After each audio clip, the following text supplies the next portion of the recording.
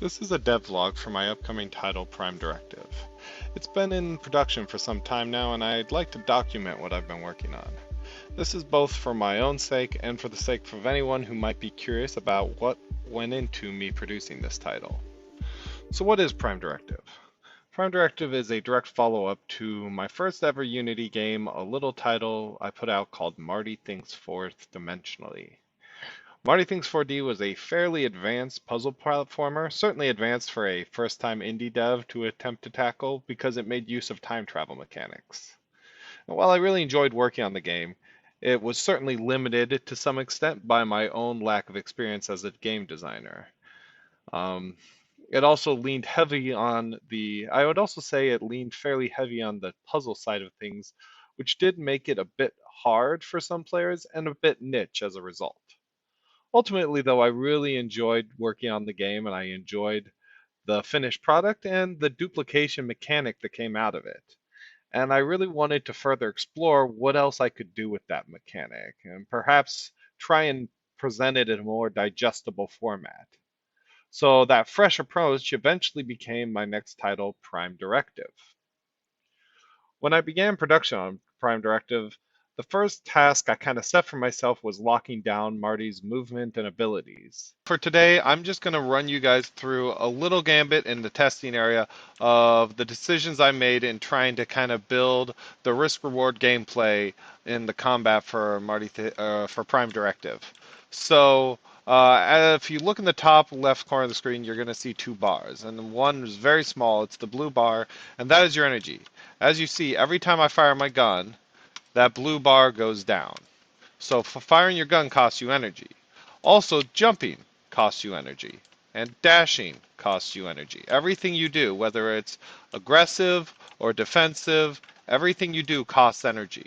And that's where the risk reward comes in, is do you make choices in combat on being more aggressive or being more defensive or agile with your energy to avoid taking damage. Now, obviously right now I don't have very much energy, but of course we'll just go ahead, we'll pick up some new canisters, and as you can see, suddenly my jump becomes substantially better. And if I grab even more canisters, here we go. Now, let's see. Now my jump becomes even better yet. And of course, if I want to dash, I can dash much longer. If I get more upgrades, I can dash faster. And as you can see, I can fire my gun more sustained.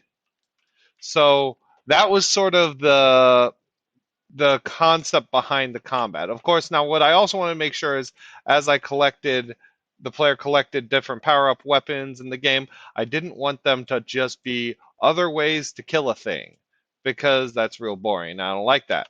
So I tried instead to make every weapon you pick up after your first weapon, which is sort of a just there to kill a thing, right? Every weapon beyond that, I really wanted to have utility beyond it. So like here we have the ice weapon.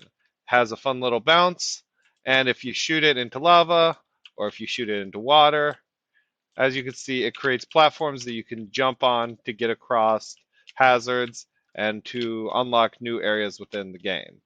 And all these weapons, they have further dynamics, further uses beyond what I'm explaining here, but this is just to give a general overview for episode 1.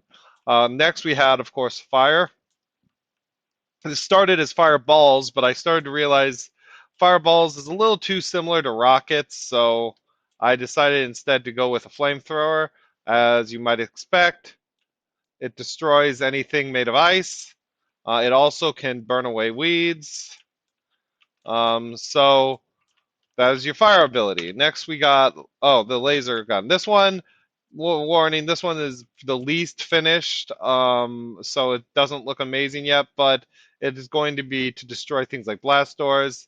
It also, of course, has a sniper kind of element of being able to zoom in really far. We have the rocket, and before I go into the rocket, we're going to go into the grenade. So the grenade started off as a simple, like you toss it out, you wait a certain amount of time, and eventually it explodes. But in testing, I kind of realized that like you want to be aggressive with this thing, but when it just kind of goes out these set amounts of times and explode, it really is hard to. Like hitting something is pretty much luck. So now I make it so if you want to, you can trigger these things as quickly and as early as you want. So they suddenly become much more dynamic. Now, they also, of course, will unlock the brown, any brown rocks is kind of be how it's designated. Once again, some of these textures probably need to be finalized, but um, they can unlock access to new areas. Now, other rocks, these black rocks, oh, that's weird looking. That's new. Now, other rocks like these black rocks, as you can see, they can't quite destroy them. But if I switch over to the rocket, basically a more powerful version of it, boom, we got that. I think what happened there is I forgot to make those stones kinematic, so that's why they were bouncing around. They were using the explosive forces from my explosions when they're not supposed to, because that's not how they work. But anyways, this is a test room, and we make little mistakes when we're in test rooms. Anyways, so we have the shield. Now the shield is an interesting one because this one's going to take further explanation. I can do that in a future video. As you can see, the moment it activates, all my energy is instantly sapped away. And in fact, if you can't tell, but I'm clicking the movement keys right now, I can't move. Now that seems kind of useless. Okay, yeah, you're protected from external attacks, but what are you supposed to do when you can't fire or move? Um, all will be made more clear as other mechanics in the game are kind of brought out. But for now, just know that this can be used to block hazards such as lasers.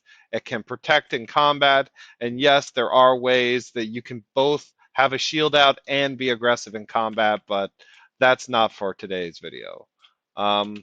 We also have gun sentries, which they have some utility, which I won't be going into today, but beyond that, they also provide kind of zoning in combat as they can cover areas with very light damage but consistent damage. And of course, they explode after a amount of time. Plus, they have some other interesting aspects, which once again, another video, another day. Last kind of weapon, and this one it ended up being my favorite weapon in the game. As a result, it's one of the first weapons you get in the game because there's a lot, it turns out, you can do with, is the electric shock. So if you shoot this weapon into water, right off the bat, you can see probably an unfinished particle effect there, but a nice representation of how it's going to create these electric jolts that arc around and do great damage to aquatic enemies and even damage you if you're dumb enough to go near them.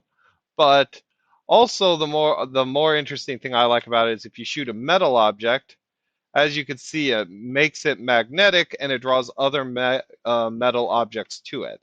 And we this weapon is going to need an entire video on its own because as I started building this weapon up and doing more and more with it, I sort of realized that this was something that had a lot of potential. But anyways, so that's sort of, I guess, today's video. I will come back with another one and we'll go into some more depths. All right. Thanks for checking it out. Bye.